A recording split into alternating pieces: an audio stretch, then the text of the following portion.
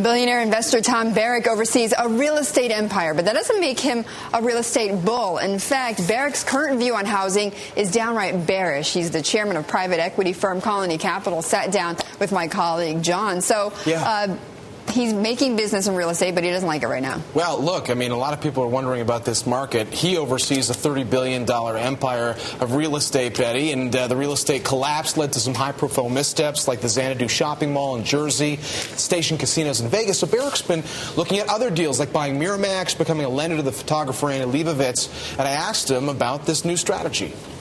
If you hold real estate long enough, I promise you it will disappoint you. I promise. It will disappoint you.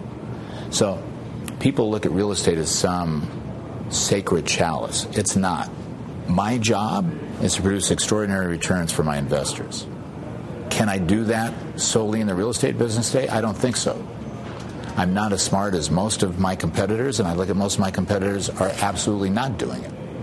So the fact that I think I can defy logic by producing extraordinary returns in real estate is illogical. And the past 20 years have given a false belief, especially to Americans, that real estate is upward only, leverage at 100%, that this is the best singular investment that you'll make, and we are in the aftermath of that unbelievable deleveraging and deflationary impact today. So I think I'm doing people a favor by saying, look, wake up, it ain't going to happen. You go buy a house today and you think it's going to be worth 15% more 2 years from now, in my opinion, you're going to be mistaken. Something you've been doing, which is buying commercial property loans from failed banks. I'm sure a lot of people would be curious to know how that's going. It's always disheartening because the way you're brilliant is you have to pay the highest price. I always question myself. We walk out and pat ourselves on the back and say, what did we just do? We just did some phenomenal deal by outbidding four of the smartest people in the United States. But there's something a little bit challenging about it. But that business has worked out very, very well. Why? Because the FDIC has done a brilliant job of packaging this stuff so you know what you're getting, and there's an incredible amount of liquidity in the marketplace. And by the way, Barrack says Colony will participate in more FDIC debt auctions, and he also confirmed he's spoken with Morgan Stanley about their troubled real estate fund.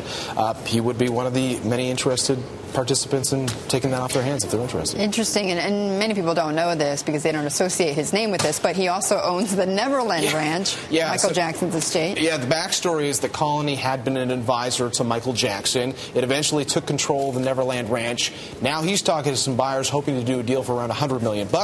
Here's why.